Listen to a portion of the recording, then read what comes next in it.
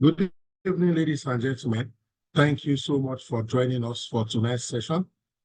We'll be looking at optimizing leave processing, planning, and administration. And, when this topic first came to my mind, my initial reaction was that this is something, so to speak, basic, simple, easy, and something everybody knows and understands. But on a second and on a deeper evaluation, I felt okay. Sometimes the things that make the difference for an HR practitioner or professional is the way we handle the fundamentals and the basic. So I felt if we had a conversation, you know, around these seemingly simple things, perhaps we may be able to glean one or two or three or four insights as to what we can do different, what we can do better, and how we can leverage on the leave as a tool or as a benefit to optimize employee satisfaction and ultimately enhance organizational productivity. All right. So I'll move very fast, especially in some areas that I know that we are very familiar and comfortable, but I just want this session to be complete in case there is somebody who is completely new to HR and so has perhaps never handled leave before. This is the table of content we'll be covering tonight's session. Look at introduction, types of leave, purpose and benefits, justification, approach to leave planning, best practice for leave utilization, leave handover process, linking leave to key performance indicators, using leave for growth opportunities, and then we'll wrap up. We'll also take questions, contributions. Again, tonight's session is strictly around leave, so we'll only take questions, comments, and contributions around this subject matter. All right. So leave management involves the processes, policies, and systems used to manage employee time off. So sometimes we also call leave time off. Time on is when you're on duty. Time off is when you are away. So some organizations, some HR professionals may say, use the word leave and time off interchangeably. All right. Ladies and gentlemen, leave management or time off management is the process of managing the requests such as holidays, sick leave, vacation, emergencies, parental leave, maternity leave, through a series of what? Policies, guidelines, and rules. And sometimes they may be very specific to your business. Now, it's important to know that leave can be intentional. In other words, somebody is applying for a leave, gives you notice, maybe 1 month notice, 2 weeks notice, 3 months notice, and they proceed on the leave. Sometimes some leave can be almost spontaneous. Let me give you an example. Maybe somebody loses their parent or spouse or child that same day. Even if they don't ask for leave and you as HR or management staff get wind of that kind of information, you will initiate leave immediately for that person. So leave can be planned and it can be unplanned. Another example, for example, maybe somebody falls ill and sometimes you may be ill and you're still able to come to work or go to the hospital briefly, then come to work. Sometimes if an individual can be sick or ill, you go to the hospital and the next thing is you are placed on admission immediately. And therefore, sick leave in that context commences immediately. All right. So different types of leave. Just do me a favor in the chat box. I know I've not exhausted the leave types. I would like you to drop in the chat box some of the leave types you are practicing, you benefited from as an employee, or you had to extend to your employees that is not showing right now. All right. So I have here annual leave or vacation leave. Let me just quickly say this here so that I probably don't forget. Most let me say in some cultures, so don't let me be specific, in some cultures or times, when people say they are going on leave, vacation, you will see them like maybe take 1 month, 3 weeks. They'll probably save up. And then when they go on that leave, they will travel to a remote place, an exotic place, another continent. They will buy tickets. They will, get in touch with travel agents, destination managers, and so on and so forth. So their vacation, let me use Nigerian Palace, they are going to flex, to enjoy, to unwind. However, in some other climes, relatively, you will find this across all climes. When some people are on leave, it is that leave period that they will be using to do their side hustle. Maybe they have a farm, that's when they will go and farm. That's when they will attend to some of their businesses. Some of us parents, maybe we'll put the leave in August, and you have 4 children, and you are, running helter-skelter, having family time with the children. Well, guess what? By the time that so-called leave is over, what happens to you? You are probably more tired and drained than when you went to work. So we joke, me and my friends, some of my colleagues say there's a difference between leave and vacation. The vacation is the one that you go to flex, you go to unwind, but that's just a colloquial, not a technical difference. Mention sick leave, mention maternity, and then paternity. There's also what we call emergency leave, and that emergency sometimes can be for anything. Okay, public holidays in a way is leave because you are not to work, even though is a leave imposed by a government, maybe a central government, regional government, as the case may be, or things like maybe like election or something like that. Then we also have unpaid leave. This is when, so that means we have paid leave and we have unpaid leave. So leave, generally, you are paid because you still get paid. And let me quickly explain this very swiftly here. So when you are working in an organization and you have paid leave, maybe your leave is 21 days. During that 21 days, you are not at work. You will be paid your salary for that window. That's one. 2, in some organizations, you may even be paid a leave allowance or a leave bonus, sometimes maybe even 1 week or 2 weeks before the leave, so that you can use it to sort some logistics. So you are paid your normal salary, then you're also paid leave bonus or entitlement or allowance, depending on the nomenclature. Are you together? Then we now have unpaid leave, which could be maybe you don't have any leave at all, or you have exhausted your leave. You now need maybe 1 week or 2 weeks for something. That something can be anything. You now write to your management to say, please give me 2 weeks unpaid leave. In this case, it will look like you didn't work for 2 weeks. You will be away, but you will not be paid. So that is what unpaid leave means. You also have compassionate leave. It can be sometimes due to what? Bereavement, or it can also be maybe somebody's mom is on admission at the hospital, or dad, or something. That's okay on compassionate grounds. This compassionate leave can typically be discretionary in orientation, in nature. And it's okay, take 3 days, take 1 day, take 1 week, depending on the scenario. Bereavement leave is very clear.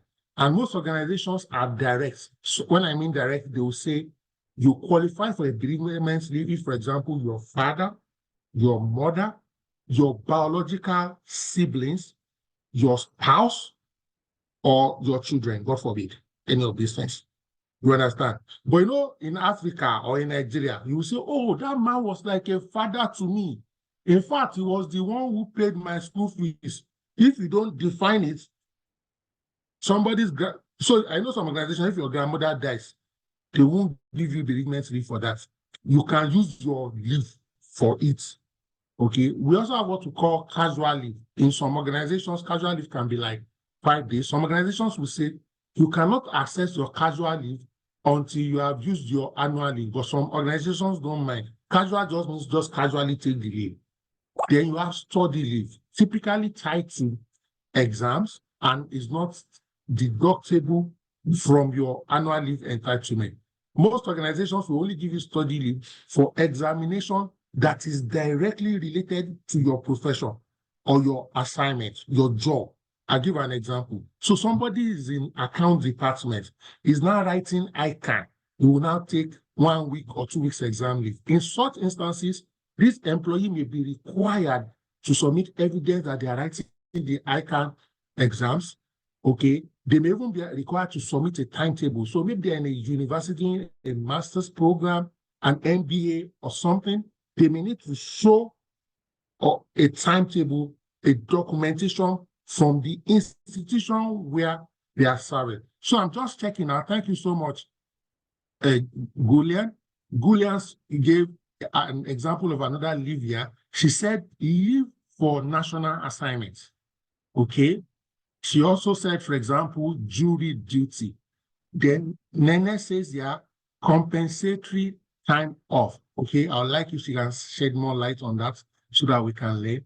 I'm surprised that only 2 people have responded. So please, maybe some of us just joined. Please drop in the chat box some leave types you are aware of, you granted your employees, or you've been the beneficiary of that is not showing right now on the screen. You can also have marriage leave. Please type in your thoughts or we'll take contributions later. Okay, you can have marriage leave. You can have almost any other type of leave, depending on the organization. All right, so some justifications for leave planning very quickly. Employee satisfaction. Let me also quickly add there, you don't want employees to burn out. You know, there's this adage or proverb or saying in English that all work and no play makes what?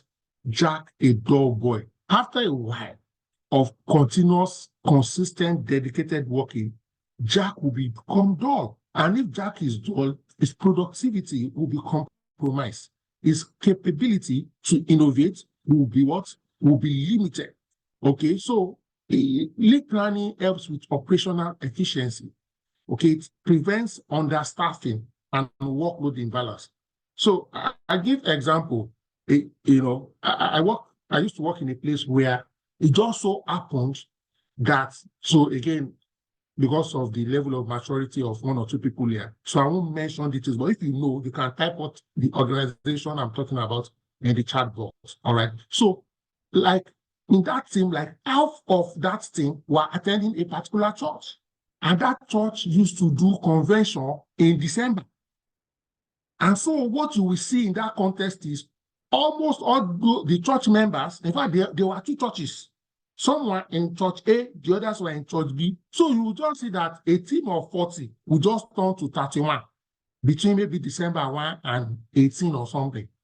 But when you do leave planning from the very beginning, maybe a year before, and you say each department submit your leave plan schedule. So maybe you reach out to head of departments and you say, identify somebody, let them collate on a departmental level. Why?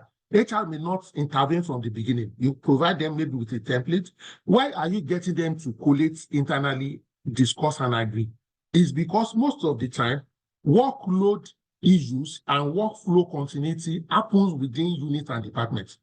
So it is maybe until and unless there's a disagreement or somebody feels cheated or they can't reach a consensus that maybe HR or management wants to now mediate. Now, when all these people submit that they want to go on leave, and it's their right to go on leave, but you see that more than half of the department who by coincidence are in these 2 churches want to go on leave, you can now say, hey guys, first question, who went on leave around this same period last year? Everybody that went on leave around the same period last year, this year you are not going. What are you doing? You are using historical leave to say, only you cannot be assessing leave at this particular window. Let me also say this, I'm not also going to mention, but if you also know them, put it in the chat box, okay? Oh, okay, thank you so much for mentioning additional type of leaves. Shania says garden leave. Yes, thank you so much. So there is this particular tribe, and I love them in Nigeria. They almost always go well until recent times, maybe from Buhari and now, they no longer go like before, and especially when all these kidnappings and things like that happen. But normally, almost all of them will go home for Christmas. Now, if you are blessed, because it's a blessing to have them in your organization, maybe they are, so to speak, disproportionately the majority in your organization, what happens in December? If you try not to let any of them go on leave, guess what? Even though they didn't go on leave, they will be so unhappy. Some of them may be showing attitude. They will not be productive because all of their family members have gone to a certain location. If you also know that fact, drop it in the chat box. Again, even though we are talking about leave, some of you who are familiar with some of my teachings, you see how sometimes from the core teaching, we quickly touch base with other areas of HR. You now see why, for example, you need to have a team that is diversified. Because if you really truly have a diversified team, you will not have a situation where half of them are the same tribe and so want to go for Christmas, or half of them are from the same religion, the same denomination, and want to go for their convention. Do you now see where some of these things? Because if you are diversified the team, everybody will probably go for their whatever, and it won't affect work. So you see how HR, what do you call it now? The different value chain in HR affect each other. So if you have done diversity very well, you won't have problem. You won't be choked when it comes to what lead. Then lead planning also helps with what business continuity. Business continuity. Thank you so much, Gillian. I see what you wrote. Ladies and gentlemen, if you want to know the tribe, read Gillian's beautiful comment. So business continuity. Again, there are some departments. By nature of the department, this one I'll mention is a business unit, maybe finance and accounts. You will notice that in many organizations, sometimes the last 30 days of the month, in some instances, the last 1 week of the month, and then maybe the last 30 days of the quarter are not times that, from a business perspective, is good to go on leave. Why? That department, because maybe they have to close certain books, certain accounts need to be reconciled. So those windows may not be very appropriate to go on leave. So when you are planning your leave and you are planning for that department, if anybody in that department will go on leave in that particular window, maybe the last 3 days, maybe you now have a threshold that are not more than 1, if they are just maybe 5. Because, of course, somebody may want to genuinely do something and it coincides with that window. But you will let the team members know that this is the peculiarity of your organization. This is the peculiarity of this department in this organization, and this is the peculiarity of this time frame. So when you are providing general guidelines, when you are trying to help them plan the leave for 2025, which we should be doing now if you have not done so already, and that's one of the reasons why I have to bring this particular training forward, over 5 other trainings in the pipeline, is you too should have identified certain peak periods. I'll give you another peak period. Most parents like August. So what happens if you have a team of 10 and all of them are parents? Can all of them have August? Or would you say, okay, nobody can take more than 4 days in August? Why? You know why everybody is rushing August, and you want everybody to have what? An equal chance. Ladies and gentlemen, I'd like to know in the chat box, so far, have you picked something in this very short time? Have you picked something? Have you learned something? Have you gleaned 1 or 2 insights? So just to recap, benefits, productivity, compliance with labor relations, regulations, labor law. Again, if there are minimum leave days your staff should do, especially after every 1 year. And of course, I'm not aware of people taking organizations to court on leave, but if you took an organization to court on leave and you have evidence that they did not let you go on leave, you may win the case. Because it's actually in the labor law, okay, we've mentioned employee satisfaction and retention, then work-life balance, okay, because many times when employees go on leave, what happens is that they rejuvenate. there's like a renewal, internal renewal. When you burn out means, it's almost like all the pressure is on you. Every time you are just thinking, reflecting on one workplace problem, customer problem, client problem, internal customer problem. After a while, you can become dull. But when you go for that 2 weeks leave, that 3 weeks leave, that 4 weeks leave, guess what happens? If truly you are an employee that is passionate about your job, from time to time, thoughts about your job will be flashing in your heart. And when I say thoughts, you begin to get, what's the word now, like a brain wave. And then you either write it down, put it in your journal or on your phone or something, or even send a mail to yourself or send a WhatsApp message to yourself so that you don't lose that thought. So you can be at the beach lounging, you are under the sun, you are tanning, and then you just see that one brilliant idea or multiple brilliant ideas will come to you. Again, effective leave planning helps with cost management. It prevents sudden productivity drop. When you are planning for leave, and there are certain jobs that when people go on leave, you may need to hire like a temporary reliever. But if it is planned, you may not necessarily need a reliever. Or because you have planned the leave, you will now know that next year, May, we are going to need 2 interns. Or maybe you take, what do you call this, people from maybe University or Polytechnics who are doing IT, maybe for 3 months. You will now time the time you will take the internship intakes, and you will let it coincide with maybe the peak period that the majority of certain employee types in certain departments are going on leave. I've started linking things up now. So you see that you are now already tying your leave to your internship program.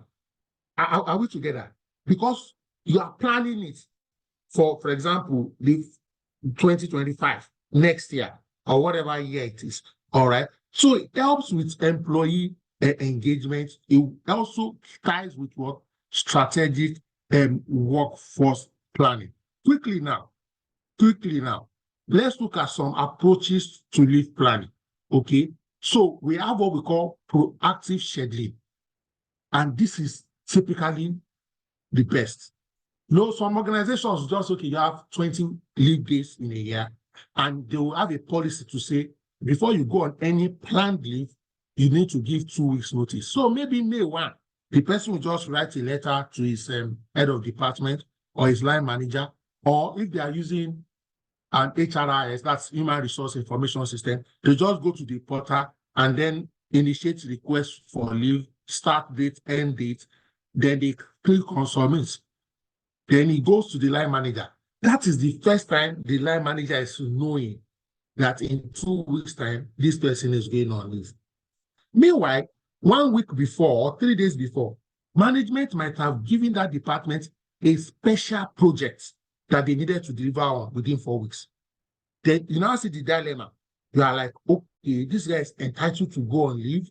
If I tell him not to go on the leave now, it will look malicious and wicked. Maybe you even quarreled with the guy 4 weeks ago. You will say, if I stop him now, won't he say it is because of what happened 4 weeks ago? That is why I'm trying to deny him or her of the leave entitlement. But if that leave had been planned since November the year before, you have a mental picture and you can track on a quarterly basis, on a monthly basis, upfront, your team members who are scheduled to go on leave. So by the time management is giving you that assignment, you may be able to negotiate with management to say, please, instead of 4 weeks, can we make it 6 weeks? Because my manpower in the next 4 weeks will be thinned out based on planned leave. I know that sometimes management will say, how does that concern them? But sometimes, if it is not a very urgent task, they will consider, they say, no, we are not giving you 6 weeks, we are giving you 5 weeks. But if you are not aware about the leave, you will agree to the 4 weeks, then 2 weeks into the window, a leave request will come in. Are we together? So you can use HRS, you can use manual, depending on the size of the organization. Then another thing is, you also want some sort of balanced allocation. Now, when you talk about balance allocation, so there are like two schools of thoughts based on my perspective. One school of thought is, if you want to go on a vacation, you don't want 1 week, you want 3 weeks, you want 4 weeks. Why? If you are really going to the abroad, when I say the abroad, I'm not talking about close by. Those countries that will take you like 2 days to get there. So if you take a 1 week leave, thank God for Saturday and Sunday. Even if you set out by Saturday, then you get there Sunday night. Then you begin to leave on Monday. Then by Thursday, you are already boarding to come back. You will now be jet lagged. But if you have a 3 weeks leave or a 4 weeks leave, you can afford to use 2 days to journey to the destination, 2 days to journey back. I'm talking about big boys and girls who can afford to travel, especially in the past, because some of them can't travel now in the light of recent realities. Okay. But beyond that, it is better if somebody has 20 days leave. Generally speaking, take 5 days in Q1, 5 days in Q2, 5 days in Q3, 5 days in Q4. So just because of 1 or 2 people on this call, Q means quarter. Quarter 1 means January, February, March. Quarter 2, the next 3 months. Quarter 3, the third 3 months. Quarter 4, October, November, December. Okay. I try to be as simple as possible, even if it is for the benefit of one person. So that's what we mean by balancing out. Now, one beautiful thing about balancing is people who generally balance their leave, they typically have a higher percentage of utilizing their leave. When I say utilizing, so maybe you have 25 working days. If you are in the habit of saying like 5 days every quarter, if you will carry over at all, or if you will forfeit at all, most likely it won't be more than 5 days. But if you are the one that you like to long, so you now say, in October, I'm going to take a 3 weeks leave, then maybe 1 or 2 weeks to October, there's a regulatory change. Are you with me? Or there's a new investor in your organization, something big that even you, as a responsible employee, you will not have the courage to ask for the leave because the time will not look appropriate. I'm not even talking about you asked for the leave and they said no. I don't know if there's anybody on this call that you had wanted to go on leave by yourself. Things changed. Maybe 2 people resigned from the department. You yourself just did not even file in for the leave again. It's not as if you asked and you can drop in the chat box if that has happened to you, that because of a situation in organizational context or organizational circumstance or team circumstance, by yourself, you shelved the leave idea. So because you will never know when some of these things will happen. So the person who is not doing balanced allocation or spread allocation will stand the chance that most likely you'll be forfeiting 10 days, 15 days. All right. So this is very one of the good areas where it is important. Now, let me also speak quickly around 1 or 2 things here as we try to make rapid progress in this conversation. In some instances, okay, and some of the things I'm saying are not necessarily legislations or supported by legislation in labor law. Or when I say supported, our labor law is funny. Some things, the labor law will not even talk about it at all. So it's not whether it is good or bad. No, good or bad is not the word. It's not whether it is legal or illegal. I don't know if you are following me. So the labor law so for example, the labor law will not say anything about maybe somebody should take all their leave at once or they should go every quarter. That would be largely discretionary and bilateral. By bilateral, I mean between the line manager and the subordinate or the employee, as the case may be. But generally speaking, you want to set like annual leave quotas. What do I mean by quota? Quota in this context. So maybe in the employment contract, this person has 25 days. Part of your quota can be every quarter, use 1 quarter of your leave. However, based on discussion with your line manager, you can roll it over. So you're also introducing some flexibility because somebody will say between January, February, and March, there's really nothing. I don't want to travel. It's so early in the year.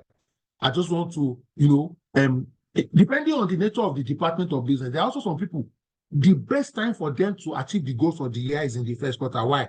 Any deal they don't close in that first quarter, they may not be able to close it again. So you see, maybe some people they'll say, no, January, February, I'm not going on leave. They are going back to back, customer clients. Now, by Q2, Q3, they can now begin to go on leave. Why? In the value chain of the services they rendered to the organization, they are generally identified that January to March is a peak period. Note, I'm using January to March as an example. For some people, their peak period can be the dry season, or October to December, or Easter. So it's any peak period now. So don't say, Oluyemi says January to March is the peak period. It's hypothetical. It can be for anything. So some people now say, look, going on leave during my peak period does not even make business sense to me as a professional. So I want to go on leave when I know that the workload, the support required, so to speak, is minimal. All right. Thank you so much. Gillian says here that labor law recognizes operational exigency in the administration of leave. Thank you. Gillian also agrees, acknowledges the fact that by our own free will volition, she had to step down her own leave by herself based on a change in circumstances, as the case may be. All right. Again, you want to encourage timely leave requests. You want to monitor leave balances. You want to implement leave rotation. Let me quickly say one or two things around this area. So when I get back to that section later, I will skip it if I've already addressed it. Wow, time is flying really fast. So when we say leave rotation, you will see, I know this thing is clustered, but look at it here, even though it's just hypothetical. You can have a calendar like this. So this is not a leave calendar, but this is a calendar to show you how you can have a calendar where, on like a dashboard, so to speak, of some sort, the HOD of each department can know when each person is going what on leave. Now, when you have a rota, you already know that this person is going first, person is going next, this person is going third, and so on and so forth. That way, nobody will come and say, oh, I didn't go on leave this year, or I didn't enjoy my leave, or this or that. You have planned it. It's almost like a job. You know who is collecting first, who is collecting next, and so on and so forth. Why is it important, ladies and gentlemen, to monitor leave balances? I know we are familiar with our bank account balance, but there's also what? Leave balance. Now, I'll give you an idea or a suggestion. That's if you've not done it before, or if you are not doing it. And if you are doing it, thumbs up, thumbs up. Just imagine that at the end of Q1, which is March 31, just do a schedule and send it to all HODs, or even to all staff, to say, you are entitled, again, hypothetical, you are entitled to 30 days leave in a year. By Q1, ideally, you should have used what? 1/4 of your leave days. 1/4 of 30 days, give or take, is like 7 or 8 days. However, as at the 31st of March 2025, you have used 0 leave days. This is for your attention. Now, that message that you are sent to staff or to the HOD, what will it tell them? That please, if you see a leave request from this person, please reason am well, don't say no. Or even ginger them to go on leave. Or when you, as HOD, you may even be aware of certain periods in the firm or in the department that is off peak or normal peak, not peak. Then you say, guys, you've not gone on leave. Oh, yeah, who is going? Who wants to go? Who has something to do? Who wants to relax in this window? Why? Because of leave balances or data around leave. And when you do things like this, you help the scenario where you encourage high leave utilization. I used to work in a place way back, one-man business. But it was a good one-man business. Emphasis on a good one-man business. I love the man till tomorrow. It's a great organ. So the guy, when people try to go on leave, you shall be, he's always conscious of the work from a good heart. So this is not like he's trying to make employees suffer or anything. So you now see people really maybe out of 20 days to go on 5 or on 7, and the case may be. So in the first 3 months that I became his head of HR in that particular organization, one thing I now did was Me, I like dealing with historical data, especially if it's available. So I now did the year before, I analyzed the sick leave for everybody. I now also analyzed the leave days for everybody.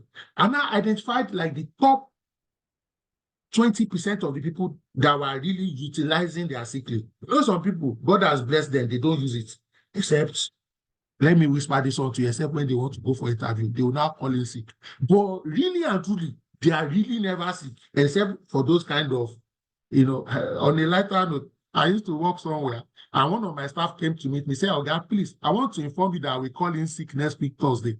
I said, "Why?" I said, "I have interview. So I'll just send you SMS that, okay, I will call in, I am sick." Just understand the nature of the sickness. But that also shows you the kind of rapport I've built with that person, because the person, instead of informing me that they will call in sick, they will have actually called in sick.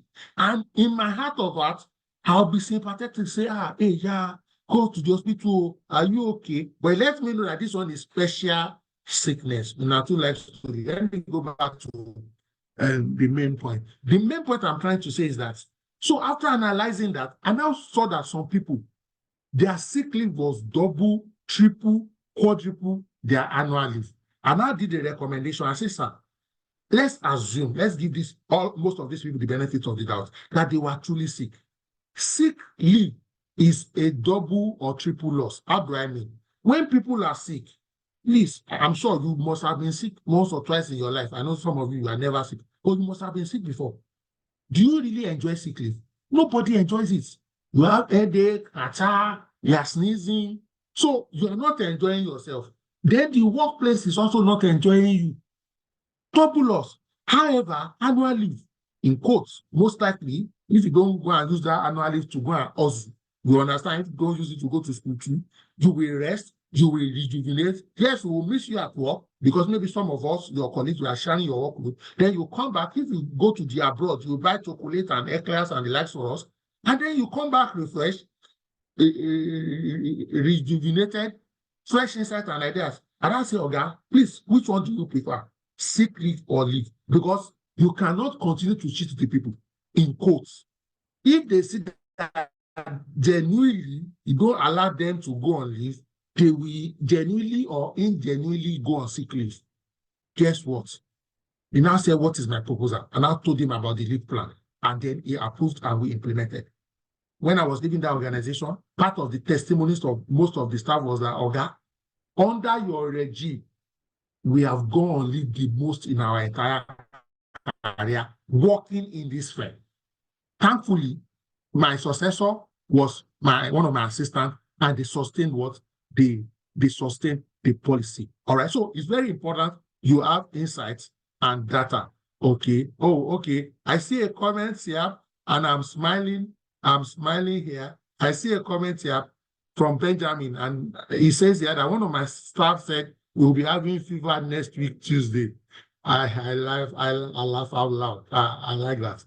I understand what it means. It's an intentional fever. Okay. So you will have a scenario where you have a dashboard that is visible to you and to the relevant stakeholder. So leave, like any other process, should have what?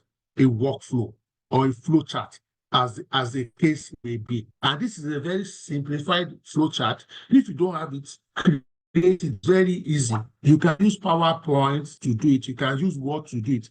And what's the name of this app? Oh, remind me. It's not even app. There's a tool, one of the Microsoft tools that you can also, I've forgotten this name. Hopefully it will come to me. That tool is very easy to use it to define and to design flow charts and the likes. Let me see somebody. Ijoma, chop knuckle. Yes, Visio. No, it's Visio. Thank you, Ijoma. Again, chop knuckle. I owe you one bottle of cool Sobo. Okay, when next you see me in person, remind me, Sobo, please remember the brand Sobo. At least I can advertise Sobo. So Visio is a Microsoft tool. It makes it very easy to, and most of the time you already have it. Just go to your, what do you call it? Is it start bar or two bar? And enter Visio, it will come up and you can use it to. So some of us already have leave or policies, but in our policies, we don't have flow charts. I'm giving you an idea of what you can do to end the year on a high. If some of these your policies, you turn them to a flowchart, you have already added value. Because some people may not be able to read, but in one flowchart, they can quickly, easily, readily get. So look at this flowchart now. If you can see my cursor, ladies and gentlemen, you can see it here now. Okay, fill in the leave application, then submit leave application. You know, somebody can fill leave application and not submit. I don't know if anybody has done it here before, or you filled anything, but you didn't click submit. Maybe you filled a job application, but you didn't submit. So sometimes you say, why are you separating submitting the leave from filling? Because they are two different activities, even though they may be in quick succession. Then we have evaluate leave application. Then you come to a decision point, which is approval or disapproval. If you approve, inform the acceptance and then manage the application, then the employee goes on the leave, and then the person cycles out. Sometimes when the person comes back from leave, they are supposed to also like fill a form. When I say form, it doesn't have to be physical. In some cases, it can be physical, okay, but it can be an application where you feel like a return from leave form or a return from leave notice. So some of you, people go on leave, but there's no notification to say they've returned. So it can be an app or something. So that may be something you also want to add to your leave process so that there's documentation, just like there's documentation that the person went on leave. There's not documentation that the person has returned back from leave. Of course, if there's a rejection, you also now need to inform the employee of the rejection. I'll speak around rejection very, very, very soon. All right. Ayodele, I see your question, but permit me to come back to your question after I am through with the presentation. So remind me in case I'm tempted to forget. All right. And anybody on the call to please remind me of Ayodele's question. You know, if you go into that, I may lose my train of thought. So I'll come back to it. So some of the processes for leave, you can already identify them from our conversation so far. You must have leave policy, and I will show you in a bit. If you can, automated leave management system works better and faster, because when you automate, for example, one of the things automation does, you can plan the leave on the system or the app, as the case may be. Then you can set it up that 2 weeks to the leave, there will be a notification to the employee that your leave is scheduled in 2 time. Do you know that employees forget their own leave? So if it is the kind of leave, for example, that you want to travel and you want to book a, what do you call it now? You want to book a flight, you want to lock A and B somewhere or guest room somewhere or something, that reminder will quickly let you know that quickly go and do your bookings now before you wait till the last minute and the cost and ticket goes up.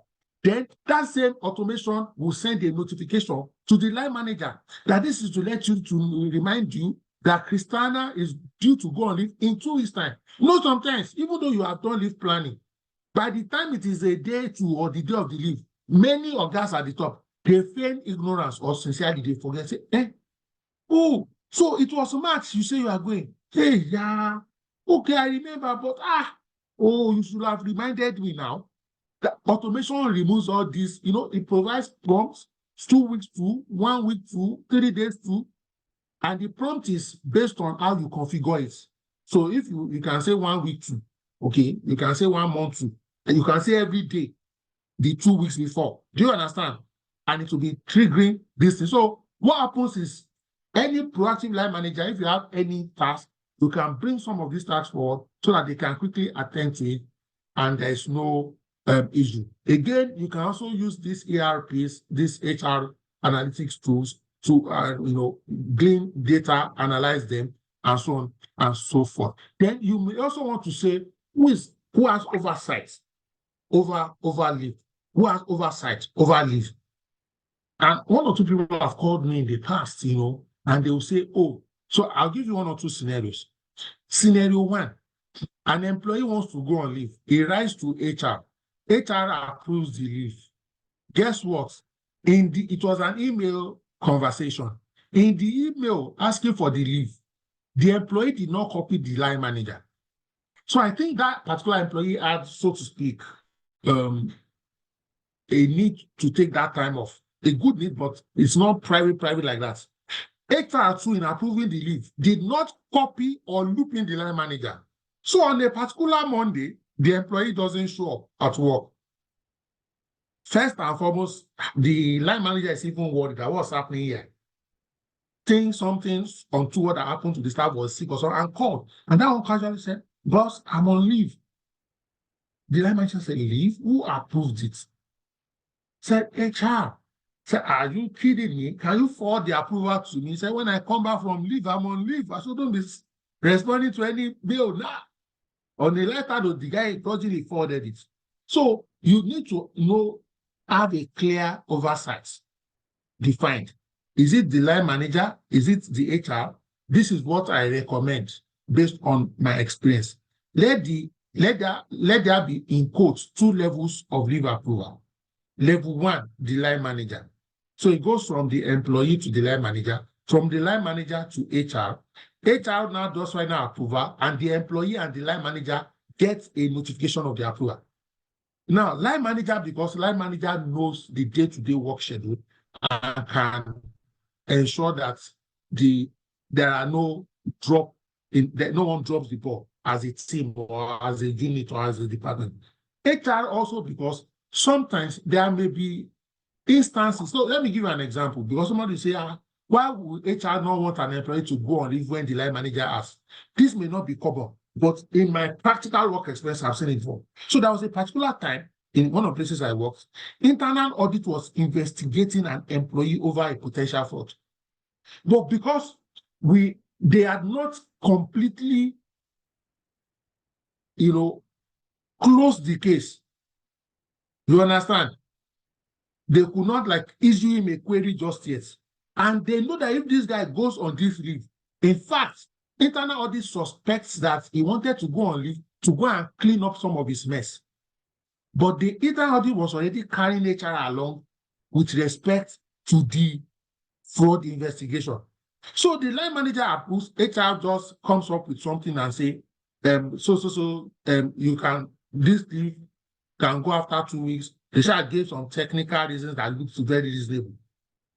And then the case was concluded. Now, he wasn't found guilty or wanting in this case, and then he was allowed to go on his leave. You understand? So I just gave that example to let you know that there may be sometimes, it's not common, it's not awful, but don't just assume, and in that particular instance, the line manager did not know about the investigation because the internal audit too suspected that even the line manager may be part of the fraud. Do you see the scenario now? But they had to hold HR in confidence. I'm quickly checking. I want to read out. Okay. Etini says, in my organization, we also go further to compute cost of leave encashment to justify why employees should be encouraged to utilize their leave entitlement. Fantastic. And let me just, because of 2-3 people on this call, or anyone who may be watching the recording later, leave encashment is typically a situation where maybe a staff is resigning or retiring from an organization. All their unused leave days, you now monetize it and pay them. That's literally what cash leave encashment means in that case. Normally, I would not have spoken about leave encashment at all. But thank God for that thought that was shared. And that's how, you see, we all co-create this curriculum. And this is why we encourage people to please share their thought and opinion for the benefit of all of us. All right. My line manager have any reason to refuse? The line manager must state reasons. Absolutely. And some instances, the employee cannot appeal the reason maybe to the line manager or to HR. And I've seen some instances where it was overturned, either by, so to speak, authority or by moral suasion. HR had a conversation. As a situation where someone wanted to go on 2 weeks leave, and the reason why the person didn't go on leave was the HR was able to mediate and say, okay, they now came to a compromise that let him go on 1 week instead of the 2 weeks, and instead of not going at all, depending on the scenario. All right, let's quickly make progress. So, communication is very key when people go on leave. let me quickly also mention this. I won't mention the sector, but if you know the sector, you can put it in the chat box. In certain sectors or certain part of work life, I'm trying to be coded. Some people never go on leave. Why? If they go on leave, the person relieving them will now see how juicy their position or desk is. If you know that kind of sector, you can put it in the chat box. So you will see them 5 years, they won't go on leave. In fact, when they are on leave, they will still be coming to work. You go say now, so you dey dedicated. But when they are at home, it means no income, no extra, no extra, what do you call it, income at all. Yes, I'll respond to your question. Encashment should not be encouraged. That's why I didn't even plan to talk about it. The only place I like encashment is me.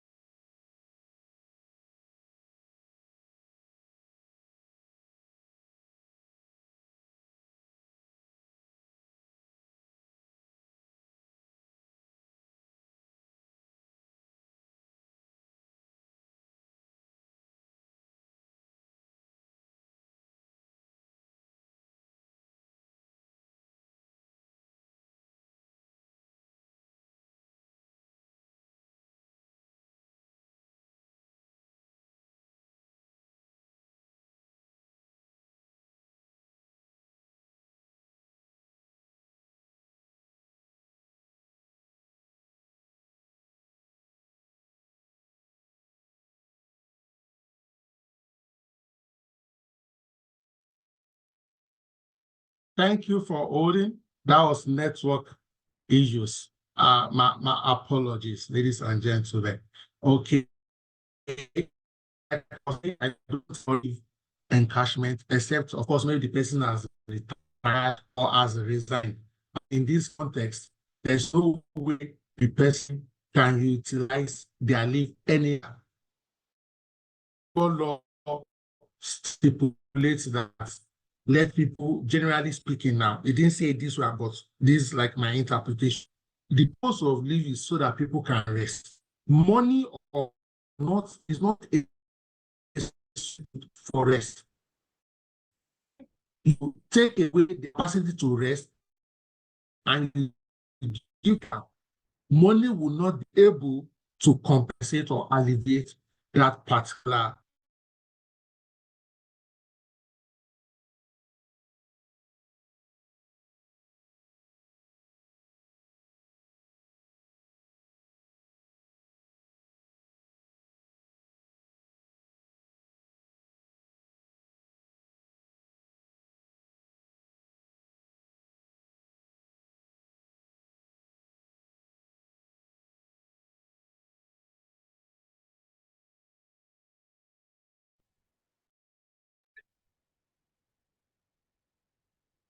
Okay, network challenges. Again, I've swapped network.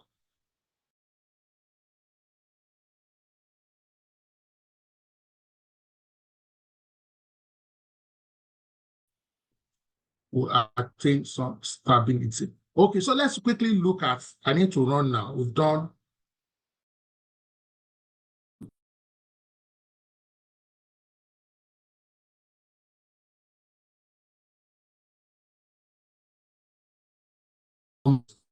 maybe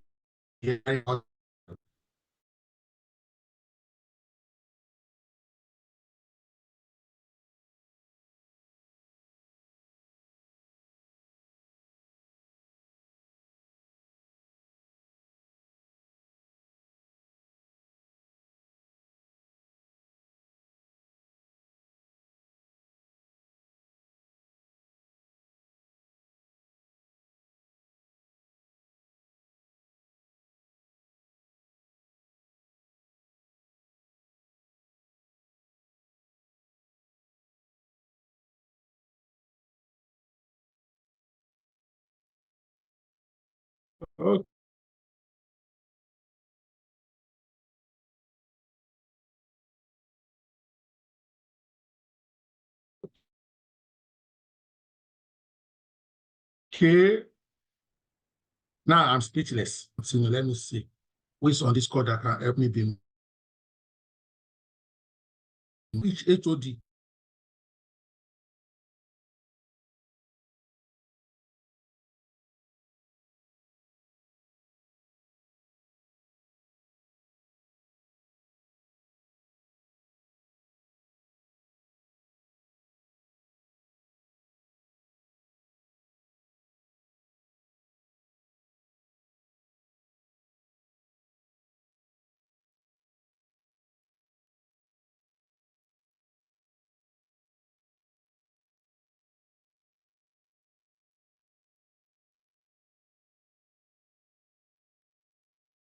So you can track each HOD, for example, and you have percentages of leave applications versus leave approvals and reject, establish a trend to say this particular HOD does not like allowing his employees or subordinates go on leave. Then our employee satisfaction survey, the ones we probably do maybe annually or biannually as the case may be, you also want to check how, from the perspective of the employees, what they think about leave generally, their utilization, and so on and so forth. You also want to check how the managers are satisfied with leave processes and impact on their team productivity. You may want to begin to, size them out in the sense that do they even notice before going on leave and when people go on leave, is there any difference with respect to creativity, productivity,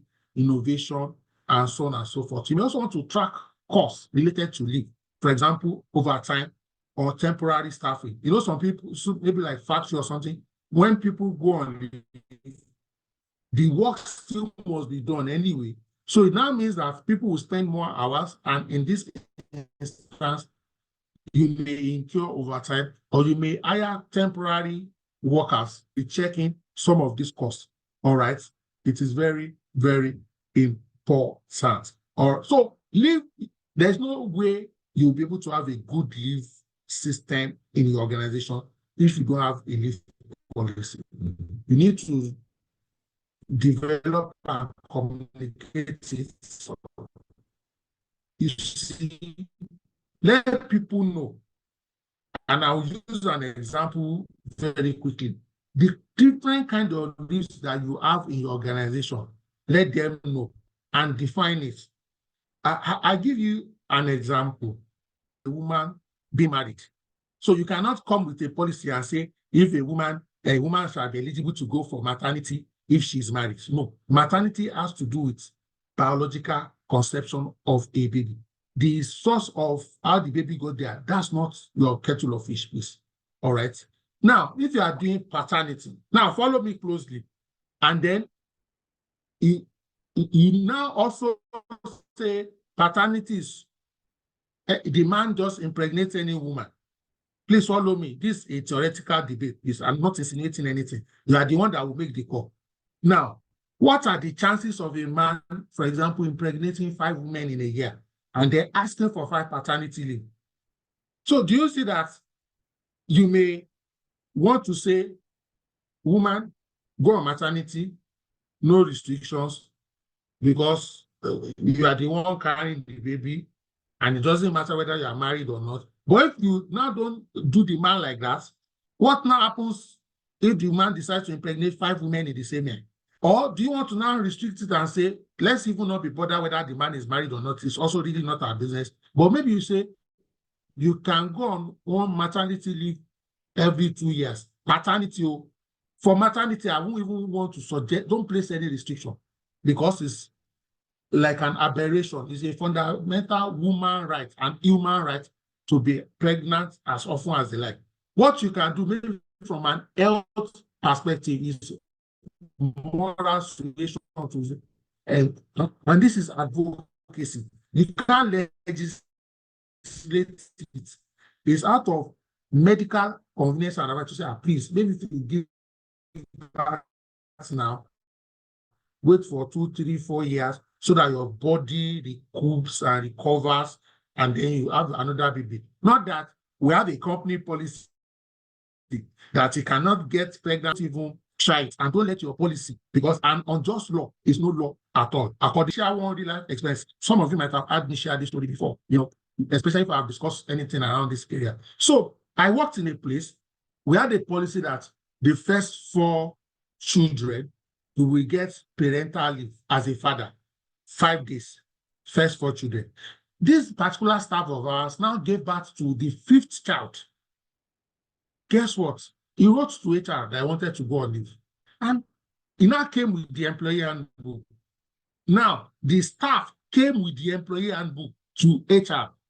He now opened the page, said, HR, please open your own copy, please, to page 23. Go to paternity leave. Please, what does it say? HR now say, you to read it now. Why are you instructing HR? In this context, HR is to this particular staff. He now read it, that the first 4 children, you will be entitled to what? Paternity leave. He now said, HR, I'm asking you the first question. My firstborn, did I give birth to him for this organization?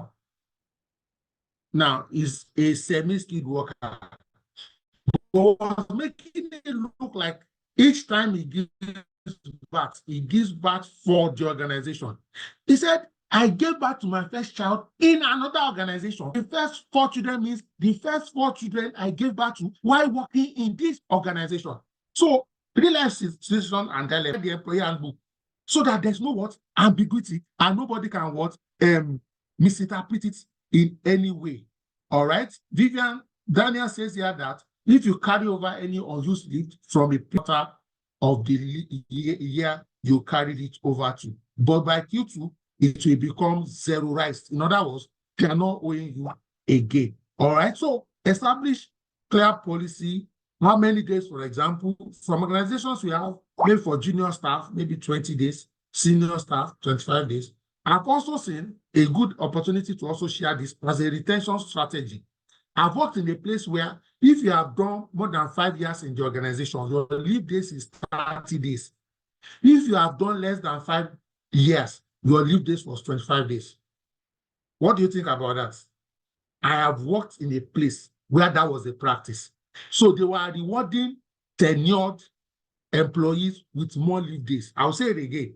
If you have done more than 5 years in the organization, every year you are entitled to what? 30 days. If you have done less than 5 years, you are entitled to 25 days. If you have this kind of customized packages and incentives, your leave policy should also state it.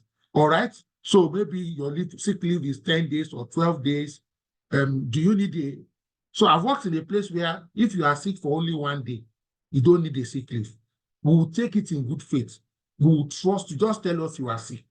However, if you are sick for 48 hours and more, then you bring a medical report. Now, I'm not saying this is best practice or good practice. I'm just giving you an example. I've also worked in a place where even if you are sick for 1 day, you must bring sick leave. But so this thing should not be the discretion of HR or online manager. Okay, online manager. I'm seeing some questions. We'll come back to it. Remind me later if we've not covered it. All right. So let's quickly move on because of time. I've spoken to leave balances. I've spoken to planning leave in advance. Let's quickly look at scheduling leave. Okay, so you want to create a leave calendar. This can either be digital through your human resource information system, or it can be an Excel sheet, as in an Excel sheet where you have maybe how many people are in a department, maybe 20, you have all the 20 people. You now have January to December, maybe in the horizontal axis. Then they will now impute their planned leave days. Under each month, they will put the dates, they will have like the reliever, the email of the reliever, and so on and so forth. At the end of the day, everybody in the department will get to review the Excel sheet ensure that there are no unreasonable overlaps. The HOD goes through it, approves it, sends it back to HR. This could also be done through the leave platform. So everybody in the department, for example, you can give them view only to other people's leave. Why? So that they can plan, negotiate, discuss, and agree as the case may be. The system too can say, before you can go on leave, you can't ask for a leave less than 5 days. If it is not an emergency leave, you can also provision the system for this kind of things. You also want to say, who are the people who can approve leave?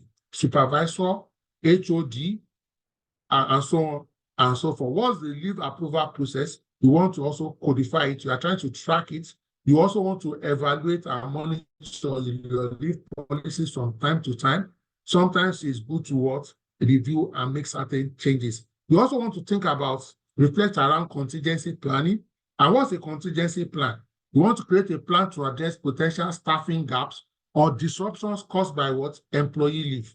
You also want to identify backup staff, designated backup staff or temporary workers to fill gaps during employee leave. Now, I intentionally put this particular slide, in fact, 2 or 3 slides around this. Sometimes you need to be clear on how HODs, line managers, supervisors can deny leave requests, so that they're not denying it strictly based on discretion, so that employees don't feel cheated or exploited. There are some operational reasons. For example, insufficient staffing. Maybe a team of 4, then in a space of 3 weeks or 1 month, 2 people resign. It's going to cause serious workload and imbalance. Okay. Sometimes there may be critical deadlines. Maybe the regulator or the investor or a special stakeholder is placing a demand at a particular period of time. No, this will not always be every time. You won't have insufficient staffing every time. You won't have critical deadlines every time. Some of the time, this can be one-off occasional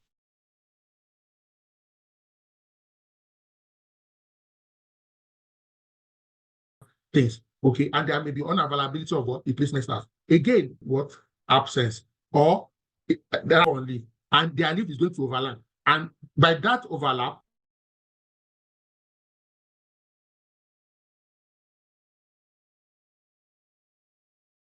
it will lead to a gap. You may say, hey, I speak, cut short their leave and concurrently due to some of these reasons. It can also be due to peak period.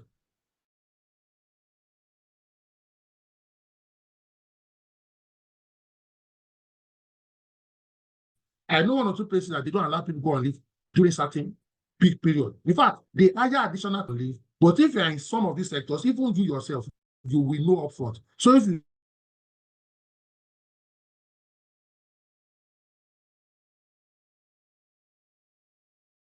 know that your Christmas, you can't joke with it, you are with together. It can be employee-related reasons, maybe insufficient notice, okay? Maybe excessive leave usage. Some people by April, they've used all their leave for the year, all their leave for the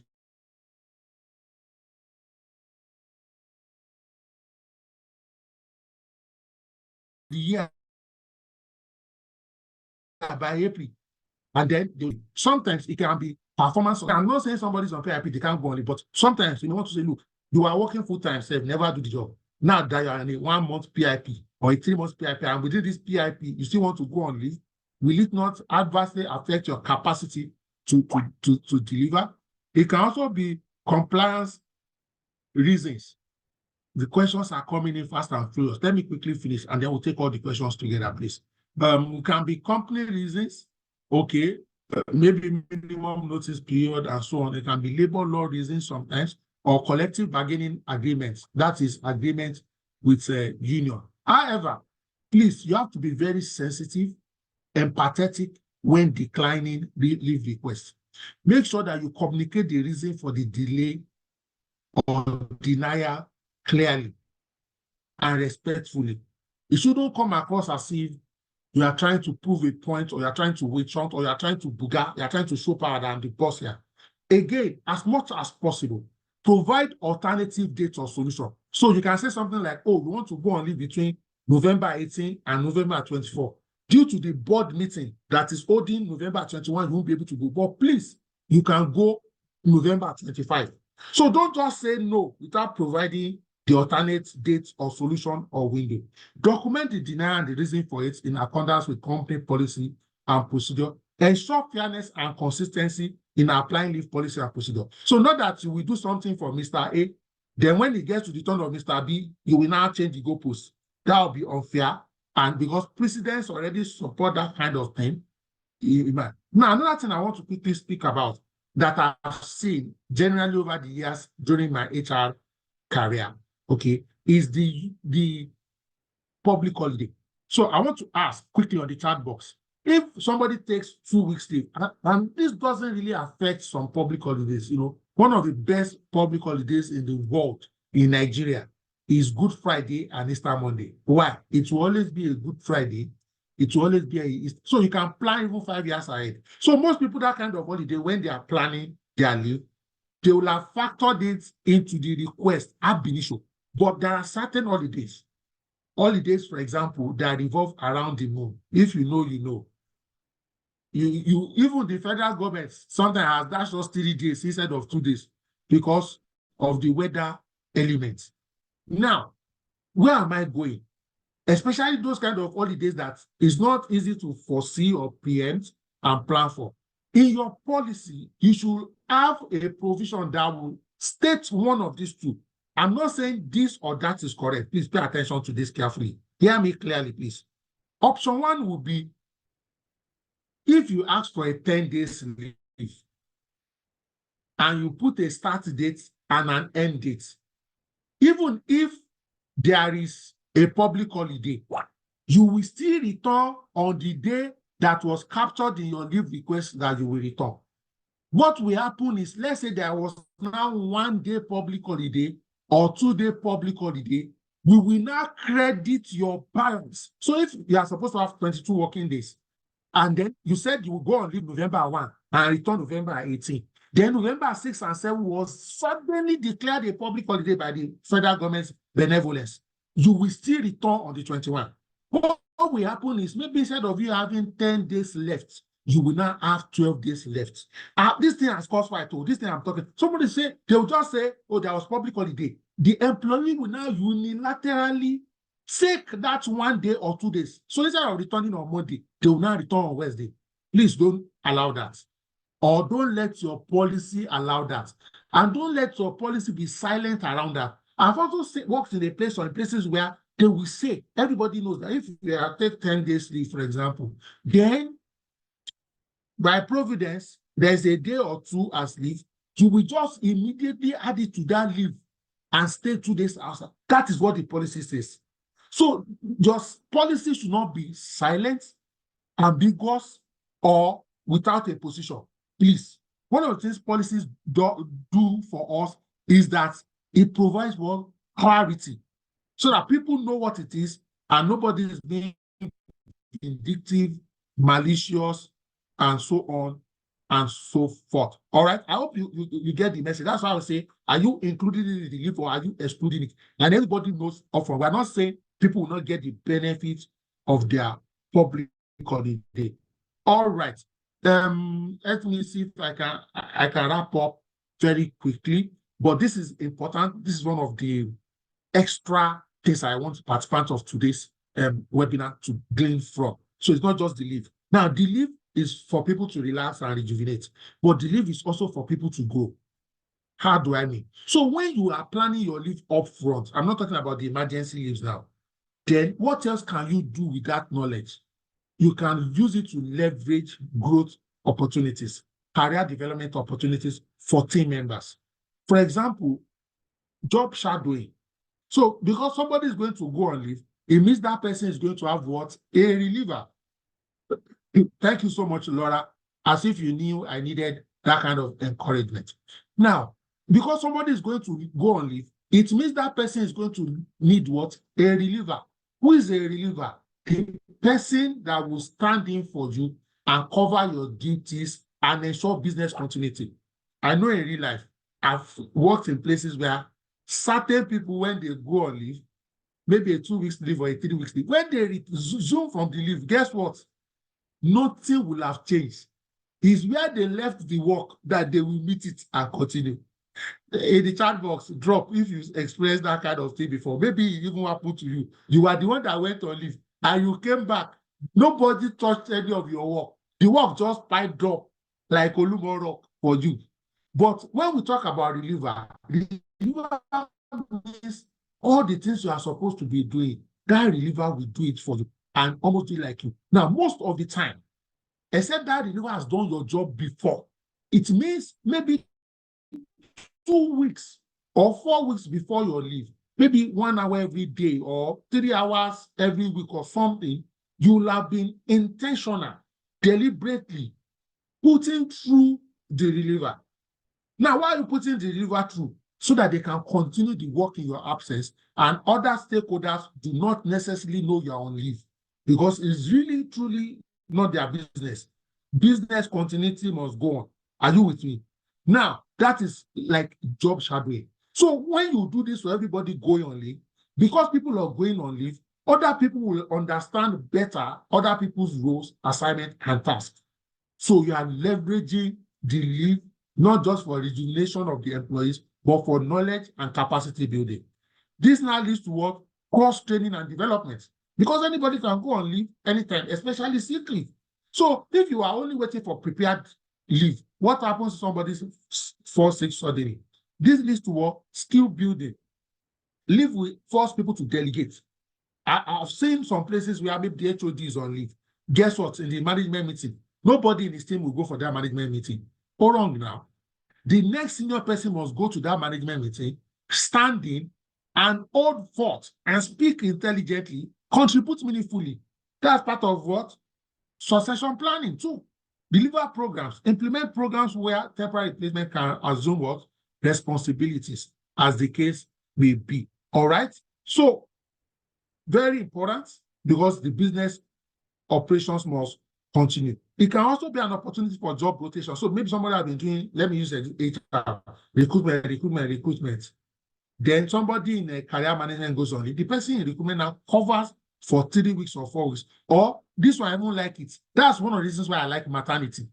Worst case scenario, maternity is 3 months. And that's a long period to do a job rotation. Someone else can also cover it. By the time the person on maternity comes back, you will have, so to speak, become a subject matter expert of some sort at whatever level or capacity. So leverage leave, all types of leave. Okay, job rotation, succession planning, backup, business continuity, and so on and so forth. I also quickly want to mention this, that we have leave handover process. So it's very important that you should, as part of your policy documentation, there should be a checklist for leave handover. Please don't leave it to, I've had people say something like, they will say, HOD, did the boy hand over, or the girl, the madam, the woman, man? They will say, yes. That one too, did you hand over? Then maybe 6 months, there's a fraud. Well, maybe not fraud, there's an investigation. And you now say, when did this happen? You will now notice that is when somebody went on leave, there will now be like a debate, a contention. But I told you about it. That person will say, you didn't inform me. And then you now say, okay, can we see the handover note? You now see that there was no handover note. Please, it may be part of your policy. So, for example, you are using HRIS, that when somebody is applying for that leave, by the time the approval must close out, there must be an attachment of handover notes, and there must be an acknowledgement of handover notes. This can be email exchanges, hard copy, if you are still in the analog generation or space. Do you understand what I'm saying? So that there's complete documentation and assignment or reassignment of responsibility. So you know who to hold responsible. Okay? You may also have templates and guidelines for what do you call it now, handover notes should be, the minimum things it should cover, and so on and so forth. And there should be what? Briefing. Again, I'll brush through this very quickly.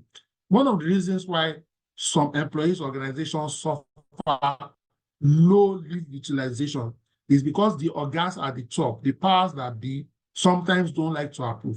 So some organizations, as part of their support for work-life balance, now put, it can be maybe just 2% or 1% or 5% of their KPI. They monitor. So if your employees don't use 100% of their leave, you will lose points in your KPI. Guess what happens? The line manager will be the one to say, Oluyemi, when are you going on leave?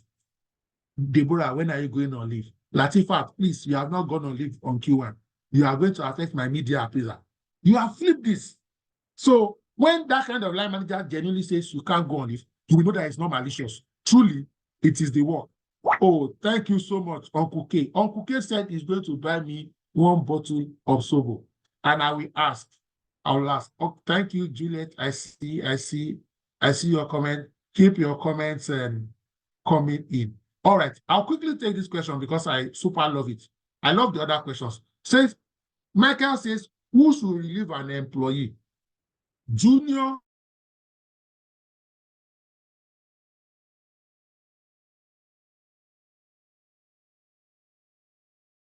or senior or colleague? To be generally speaking, it should be a colleague or a junior. If, so to speak, knowledge transfer or learning, except that senior, so to speak,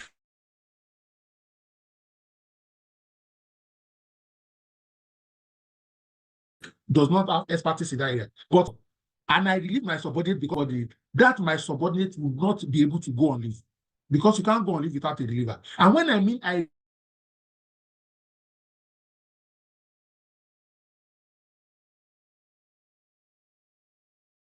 relieve the subordinate, I was doing the subordinate's task. It was discretionary for me.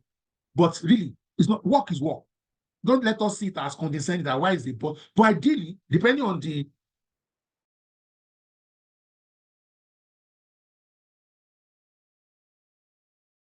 organogram and the availability for a junior, it's even aspirational. So please, we can't afford to be fixated. But if it has to be a senior, then so be it. It may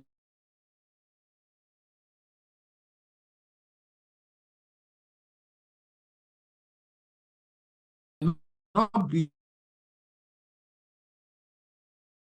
what we do every time. Simply add this. It's not in the slide, but trans organizations where if you relieve somebody for a month, not 2 weeks, not 1 week, a month, or maybe somebody's on maternity, and you leave that person for 3 months, they are going to pay you something like a responsibility allowance. So if that person is collecting 100,000 naira a month, they will pay you maybe like 1/4 of that person's salary and add it to your salary. This may be expo for somebody. It can be a suggestion for somebody. Because, when you are relieving somebody, relieving doesn't mean you will drop your work. It means you are doing your work, and then in addition to your work, you are doing somebody's work. So in many instances, it may mean you may be doing extended stay at work or carrying work home for that period. So you now also want to, beyond the fact that the person is probably getting more knowledge, experience, exposure, you also want them to get financial benefit for the stress. Don't forget that in some instances, the reliever might be someone from outside. So, for example, there are some organizations, when people go on maternity like that, they will go to maybe a consultancy firm and hire somebody. In that instance, you either pay the staff directly or pay the consultants directly. So, the mere fact that it's somebody internally that is doing the job doesn't mean you cannot give them some inconvenience allowance, so to speak. All right. Omori, I'll come to your question. Let me finish. I must finish this slide. Please, help my career.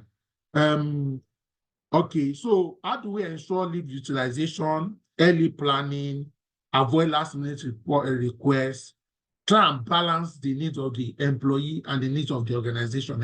It shouldn't be one-sided, okay? Monitor leave balances regularly, ensure employees do not accrue excessive leave. It's from the accrual that the problem starts. So the next few slides, I'll be very fast. I've just been showing you some examples. I know some of us like templates. So it's because of that constituency, I'm showing this. So this, for example, is just like an employee leave request form. You can see the employee name, the ID, the department, start date, end date, total number of days, reason for the leave. Sometimes it may be not applicable. Okay, you don't always have to give a reason. Approving manager. You can see here, backup here is reliever. Okay, you can see leave approval status. Then there's remark or comment. In this case here, you see here, work handover to Alice Green for clients follow up. Okay, let's look at another one here. Leave planning with what? task handover here, responsibility client account management, employee on leave, John Doe, backup employee Alice Green, details, employee will handle client emails and calls. Marketing campaign planning, John Doe. You will see that this John Doe here is handling different aspects of his work to different people. So an employee may be going on leave and he has 3 work areas and give 3 different people 3 different areas of the work. It does not mean that one person must relieve one person. 3 people can relieve one person. I hope you are getting some insight here, because sometimes this is the problem. You now put somebody's 100% job on somebody who has 100% job again. Do you want to kill the donkey? That's a Yoruba expression. So if you're Yoruba, interpret it in Yoruba, you will get it. Okay. Budget approval here, Sarah Black, backup employee Kevin Brown. Kevin will be responsible for final approvals in Sarah's absence. Team meetings and reporting, so on, so on, so on, and so forth. Let's quickly move on. This is a departmental leave planning example. You can see leave dates. You can see leave type. So this one is annual leave. This one is personal leave. This one is sick leave. You can see. You see backup. You can see impact and notes. Look at here now. For the first one, Sarah Black. Sarah's absence may delay the financial reporting process. Emily will manage in her place. You can see, we've already flagged a potential, excuse me, a potential concern or issue. Look at the second one, John Doe. John is handling client presentation. Harley will take over until his return.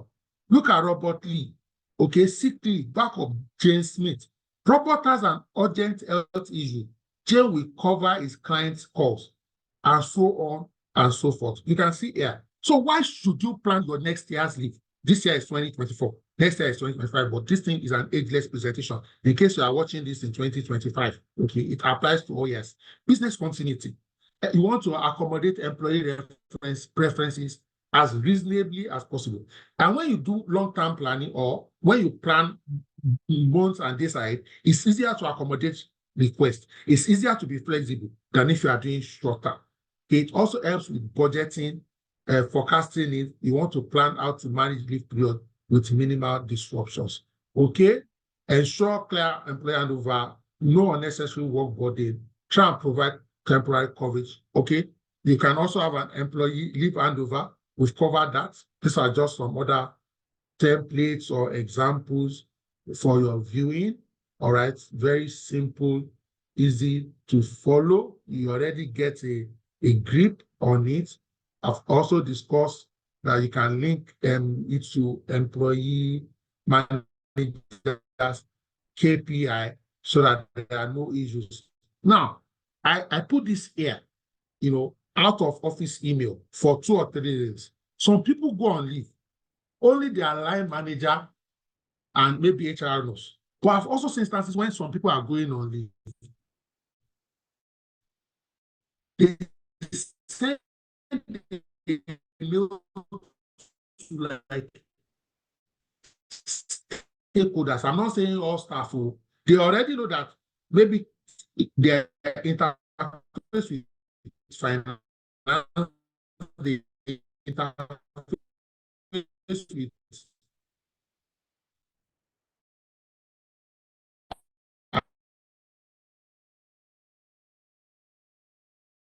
admin, the interface with fleet, the interface with maybe 7 stakeholders, sometimes including external stakeholders, the regulators.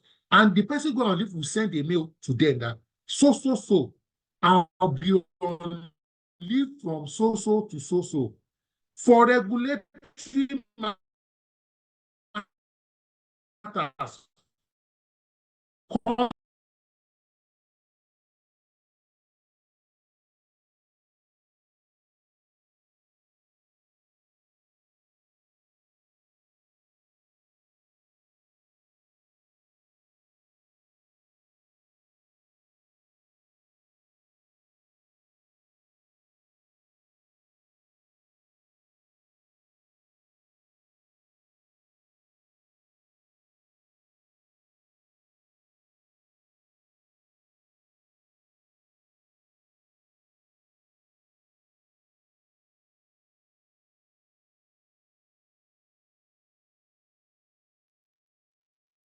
Don't worry, team. We'll finish this thing together. We'll finish this thing together. All right. Thank you for your perseverance. Thank you for your patience. I hope this session has been worthwhile.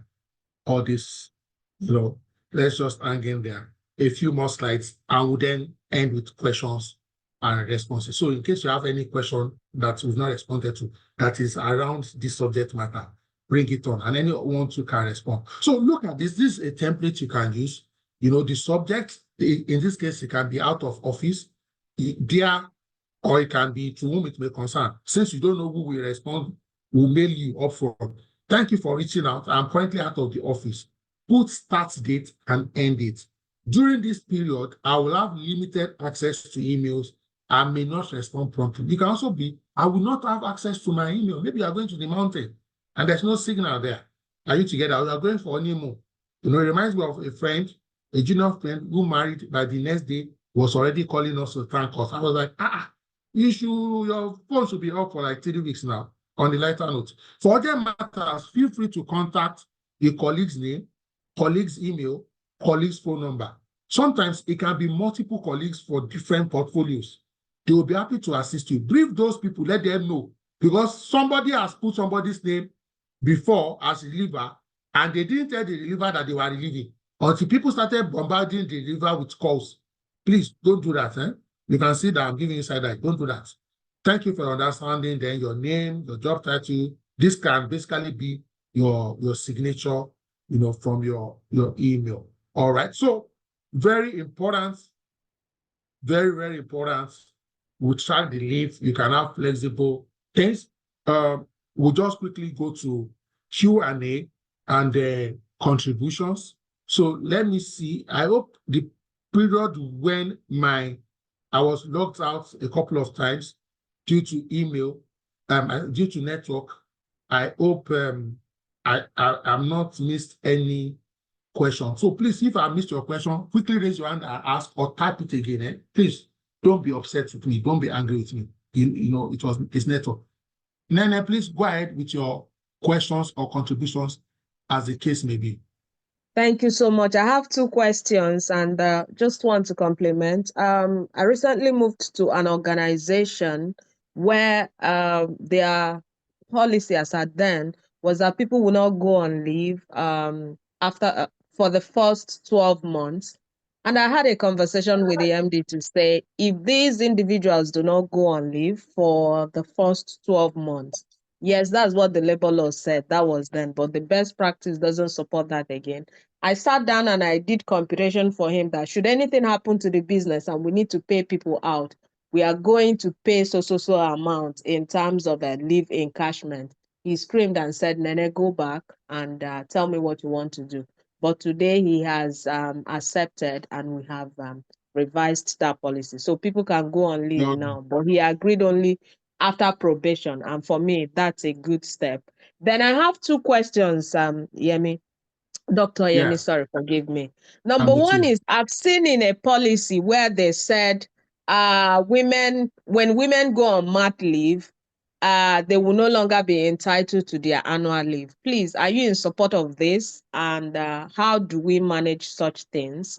Number 2 is, in situations where an organization as well says that people cannot go on leave until after 12 months, should they resign within that first 12 months? Would they still be entitled to their leave encashment? These are my 2 questions. Thank you. All right. Thank you so much. My response will be advisory, not what's the word now? I'm not speaking from a statutory standpoint. So you need to take that into consideration.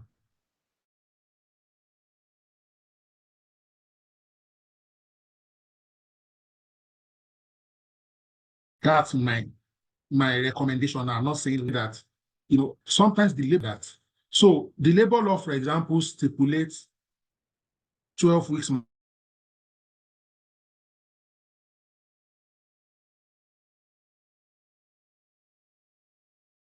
maternity leave. But even federal government, the 12 weeks states, and I even know like Nigerian bureaus and other doing 6 months.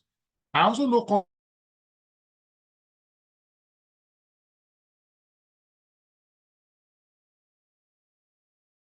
countries that do 9 months and 1 year, paid is 12 weeks. And you now also now come on. If you add leave to it, it's just 4 months. It's still not up to what? 6 months that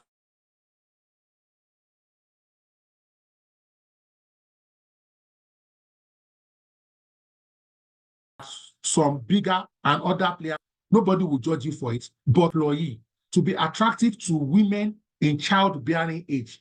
And some or many of these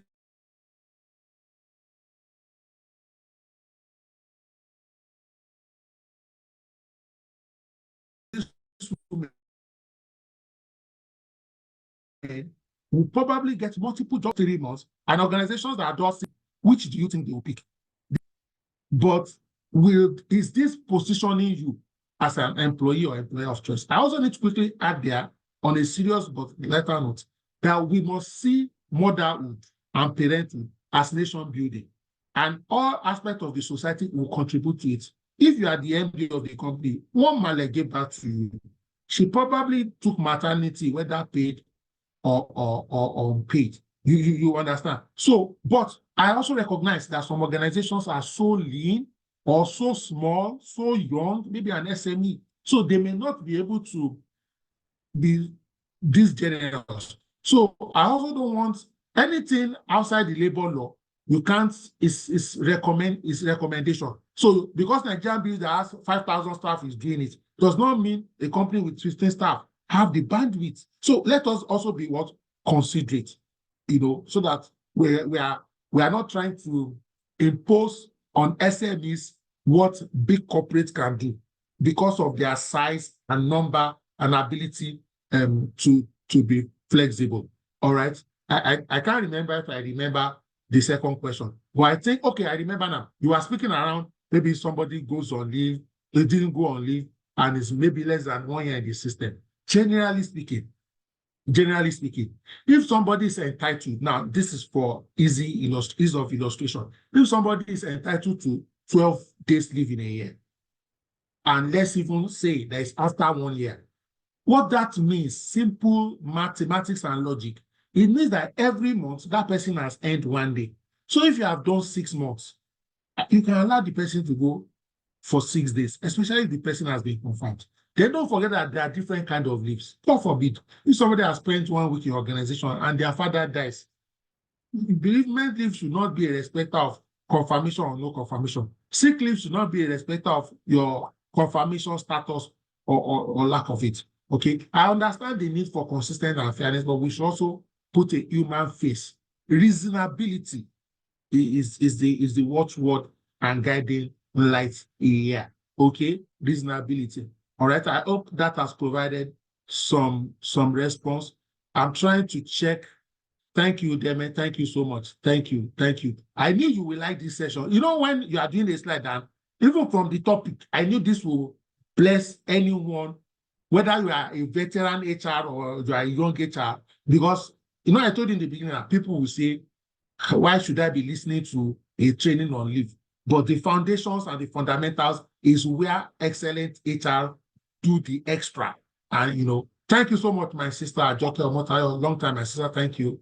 Yes, thank you for acknowledging my passion, my delivery, and time spent. Thank you. I appreciate you. Thank you for your friendship and your support. So I see hands up. I apologize. I may not know who called first. Okay. Omoru, you can ask your question. Then we'll take our contribution. Then we'll take Etsini. Then we'll take Moronke. So your contributions or questions or comments or both. Ladies and gentlemen, Omoru, please. Hello, good evening, Oga. Yeah. Yes, can you hear me? Good evening. Okay, yes, I have a question. I posted a question earlier on the chat, but my network took me out. Now, my question is this. What is the best practice on leave administration when it comes to employee resigning? For instance, in the first quarter of a new year, an employee resigns. What percentage of the leave with that, how do you apply percentage in terms of leave? The person is entitled to 20 working days in Omori, just prorate it. Simple mathematics, and just prorate it. Okay. Yes. Okay, if the person resigned in February, for instance, is he entitled to 1 week? Is he entitled to 5 days leave for the first quarter? Proration is a logic. If let's use 24 days, that means every month you are entitled to 2 days. So if you are leaving in February, let's say you finish in February, then 4 days. If you didn't finish, then 1 day or 1.5 days. Okay. Yes. Okay. Okay. That's noted. Thank you. All right. Thank you. Thank you. Let's quickly take Etini. Etini, please. Or Murunke, fastest voice. Right. This one is not fastest figure. Right, so, Okay, good evening, sir. I want to appreciate you for this wonderful insight, and it has given me at least, because I'm on leave, and I know I have a pending work on my table. As soon as I resume, I'm resuming back as if I didn't go on leave. Now, sir, I want to ask a question. In the situation whereby in my organization, people don't go on leave, they have to use sick leave, because I resume not quite long. People have to use sick leave to say, oh, I'm sick. So I observe that why are people going on sick? I observe that people don't go on leave. And in my organization too, sir, if people go on maternity leave, we don't pay them. And I've tried to bring different way that, oh, no, it cannot be done. So I don't know how you can assist me. What can I do to still make the owner of the organization know that if people go on mat leave, they still need to be paid?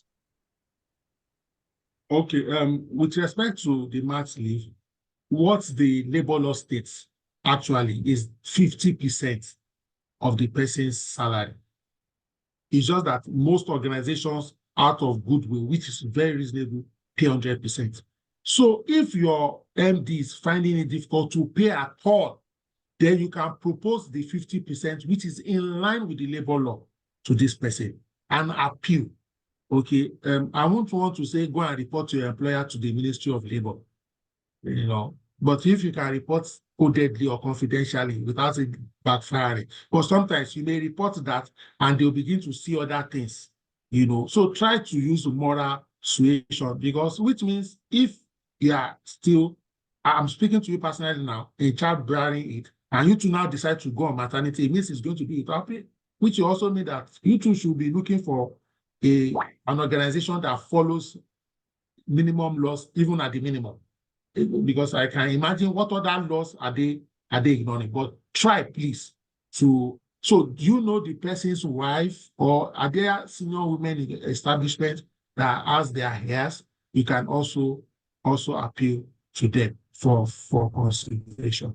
All right. If you are not allowing people to go on leave, it's also moral suasion. Okay, if it is the line manager, then you can use infusing it in the KPI to do that. But if it is the owner, then you just bear with people falling sick more frequently, either intentionally or involuntary. And then you too, because you two know that they deserve their leave this. You understand what I mean? All right, yes, let's sir. quickly go to Thank you, sir. Joseph. They will come to intersect HR. Normally, I don't like calling people that I can't. Intersect HR, what's your name? But I'll exempt today. good evening, sir. Let's take Joseph. Good evening. Okay, Etine, go ahead, Etine.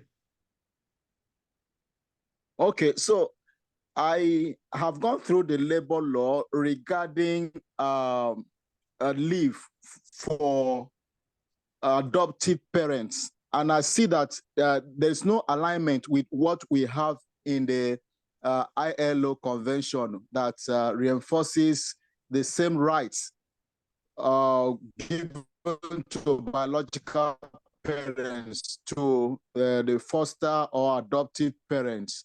So what is your advice, to HR in this platform, regarding the treatment to adoptive parents on maternity and paternity leave? Okay, so practically speaking, I've worked in organizations where we actually had, as part of our leave policy, we had policy for adoption, surrogacy, or the alternatives. But what we did, and I'm not saying you should do this, I'm just saying what we did. Instead of 12 weeks for biologically delivered children, when I say biological, either through the normal process or CS, which is still normal, or you understand what I mean? So, when you do biological, so to speak, the mother or woman goes through some pain or some healing is required. However, for surrogacy or for adoption, there may not be that kind of pain, but there's also need for bonding and support. So in one of such places I work, which is a great place to work, we had 8 weeks. So why did we not make it 12 weeks? So, okay, in quotes, not be you go labor ward, not be you then court. So let's say 4 weeks is for healing, 8 weeks is for what? Is for bonding. Now, don't forget that this is not a legislation. We are just trying to, so to speak, best practice or better practice. So advocate, push for something. If, for example, you can't do 8 weeks, you can do 6 weeks or 4 weeks or 2 weeks. After all, at all, now ain't bad. So don't try and say it must be the same 3 months. If you can push for that same 3 months, kudos to you. Bravo. I respect your outcome, and that's desirable. All right. But make justification and be flexible. Give them option 1, 3 months, option 2, 8 weeks, option 3, 6, and so on and so forth. And try and make a case to say, look, if you are bringing, so to speak, a stranger baby to your life, you need some intense time. And the paternity, maybe you do 5 days, you can still retain the 5 days, really. But make sure that there are certain minimum documentation. So, for example, evidence of adoption. In child, typically, for women, we see the tummy. You understand that there's medical advice around the EDD. And there can be, for example, what do you call it?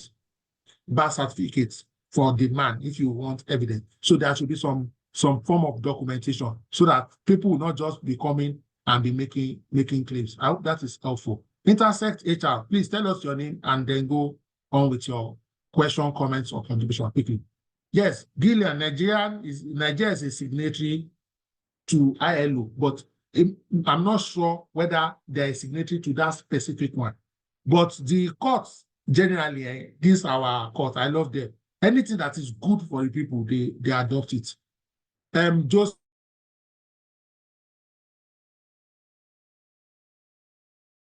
Josephine, please. Josephine Oguna. Hello, good evening. If I call you, Hello. Okay, good evening. Go ahead. Thank you for Go ahead. Thank you for the insightful teaching. So my question is this: for a salesperson who has a monthly target to deliver, or who has a certain amount to deliver monthly, so what happens when the person goes on leave? Is it that the person will still be working somehow in order to meet that monthly KPI, or how is it going to be arranged?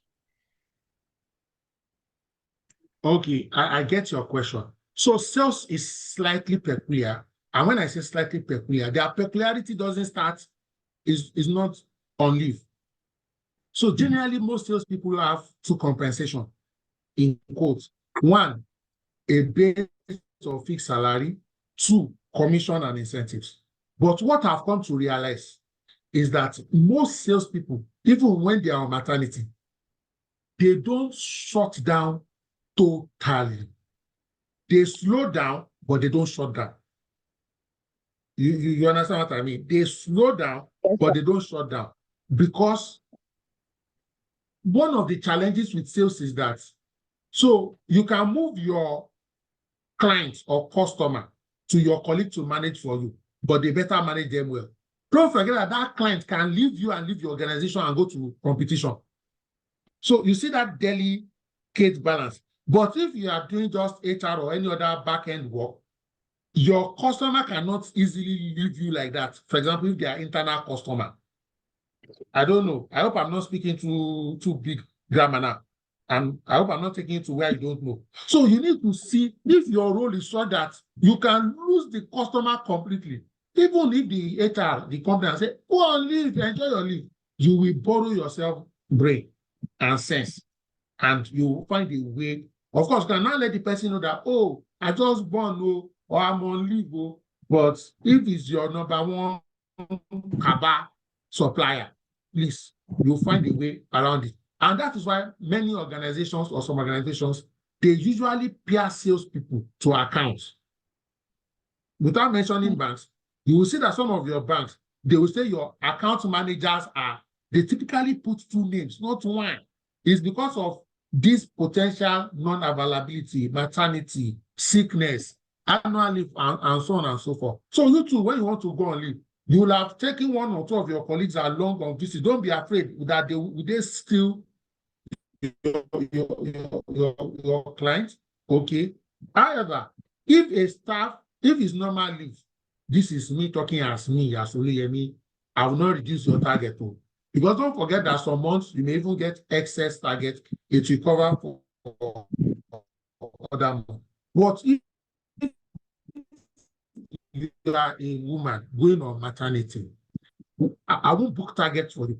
If you are now proactive, you are able to bring in sales, it will just add up to your contribution. But we are not going to use it to sanction you or punish you, because really you are not supposed to bring in additional revenue. But hopefully some of your residual clients will continue to pour in customers, and it will continue to count for you, but we won't count against you, because maternity, for example, is not a problem. But if it's all this 1 week leave, oh boy, that one is a different ball game. Your target is your target. Also, please, also, after, if the accountant is on leave, they'll still pay your salary. Or if HR is on leave, won't you pay the salary of staff? You say HR is on leave, where the HR is 1 month. Just put in place. Yeah, that's what I wanted to ask. In a situation where it's just one HR, so who covers up for the HR? Or how would the HR go on leave? You will have backup now. Maybe admin will support your accounts. There shall be, God forbid, if you find God, you have to move on now. So look for the role that either from a confidentiality perspective, sensitivity perspective, they are close to you. So it may be finance. That person at least can help you with something. It may not do everything, but help you something. It can be admin. It can be marketing communication. It can be the PA to the MD. So which also means that as part of business continuity, look for somebody reliable, responsible, diplomatic, tactful to be supporting you on some things. So that it won't just be the day you now realize that you want to go on leave, you now suddenly realize. That's why you need to plan your leave. So when you are planning your leave for next year, May, you will now know the problem now, that who is going to relieve me. You will now have identified that person, and that person will now be brainstorming together from now, so that by March or May next year, you will be on, you'll be able to go on. If even they'll be disturbing you, it won't be too much. All right? Ifeoma. Thank you very much. Final question. Ifeoma. I now also want to go and leave. I want to go and sleep. So I'm still on the queue after Ifeoma, sir. All right. Good evening. Okay. Good evening, Dr. Oluyemi. Thank you. Thank you so much for this insightful session. My question is this: leave planning, like you just explained. Okay, let's assume you're planning for 2025 calendar year, and you have an employee who got into the organization, let's say in November 2023, then as at November or October 2024, the person is has spent 1 year according to the company's policy after 12 months, and the person goes on leave. And then after that October, maybe by December, the person comes on board to say, I want to go on leave. Maybe the person has maybe a wedding or a burial or something like that. Now you are planning for 2025 and you don't want a kind of disruption or a mismatch. And then you want everybody to flow in maybe from January 2025 to December 2025. How do you align, or how do you structure it so that there is no clash? I don't know if you understand my question, sir. Or do you give such a person maybe a compassionate leave and then you flow in from January, sir?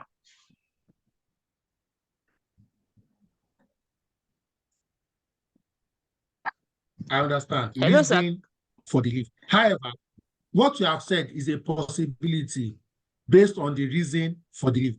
However, you can also, there's what we call leave borrowing. So the person can borrow, for example, 5 days out of 2025 leave in 2024. So you can borrow the person leave. Or If you know that, for example, it's bereavement, you can make it compassionate. So it is the reason that will determine how you will treat it. If it's just that the guy just wants to go and flange, it's not as if it's his younger sister that is getting married. You get that kind of a thing. Then you say, borrow your 5 days or borrow 3 days. But if it's something that compassion or casual can cover in good faith, again, don't forget that whatever you are doing, you try to say, can I extend it to all the other employees if they come forward with such a request? So I think that can help. The worst case scenario, borrow the person or let the person take unpaid leave if the person is not eligible and the person needs to go badly. All right. Okay, sir. now are you saying the person is are you saying the person is not eligible for that 2025 leave? Let me get you clearly.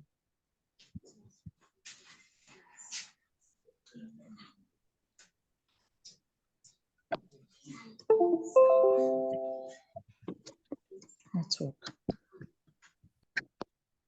Hello, sir. Yeah. Go ahead, please. Okay, so sorry, sir. I had to use my official device. I've been on transit since this topic started. So I'm so sorry. My name is Samuel. Go ahead with So your my question, contribution, bros. Go ahead with the contribution. yes, sir. My question is bordering around terminal leave. So the issue I currently have in my place of work is people anticipate they are going to resign, but you don't know. But so they just take leave, and then within their leave, they just tender resignation and they don't come back again. So this hampers handover process. So I've just been thinking on, stopping the terminal leave, just letting them know that if you have intention to resign, then don't take your leave because it hampers the handover process. So I just need your guidance on this. So it's becoming an issue. People just anticipate they are going to resign. You don't know. They go on leave and then they just send in resignation. They don't come back to do the proper handover. So it's an issue in my organization currently. Okay, thank you so much. And that will be the last final contribution, question, comment for today on this subject matter. We spent 2 hours around this. And I'll quickly say that again, and that's why one of the cardinal areas I discussed tonight, this evening, is leave policy. Where there is no law, there is no sin. So if today your policy support is for your policy not to be against is silent, then there's a lacuna and people will take advantage of it. I've worked in places where, for example, it is clearly stated in our leave policy from the beginning that once you have initiated your notice period means you are going. You cannot be on leave. If you are on leave and you now decide that you want to resign, the moment you initiate that I want to resign, your leave will terminate immediately and you will resume back to work. And in the exit policy, there is immediately without don't let me say without handover because you should hand over in good faith too. That you can leave immediately is a situation where you are paying in lieu of notice. So that one is not that you're on leave, is that you are left. However, on a discretionary case-by-case basis, somebody may be going away, retiring, exiting, and then still take a leave. But the general company policy is that once you are going, you can't be on leave. Why? There are certain ongoing task projects that we want to bring to a logical conclusion. We don't want, because one of the periods in employee cycles that people drop the ball, not necessarily intentionally, is when they are going. Their mind is fixated on maybe they are going abroad or they are going to greener pasture. They care a little less for the organization. So we need to see you. I've also worked in a place where, for example, in that place, we allow remote work. But the moment you initiate your notice period, your remote work privileges cease and you become an on-site staff till you go to your last day. So it's not just it can even affect what? Remote work. However, your policy must capture it. And it's not about right or wrong. It is about what is efficient, what is practical, what is the best interest of all stakeholders. Ladies and gentlemen, my name remains Oluyemi Adeosun. If you are watching this on YouTube, please subscribe to this channel. Share this YouTube channel, Oluyemi Adeosun, with all your friends, colleagues in HR. Thank you. See you soon. Good night, everyone. So I think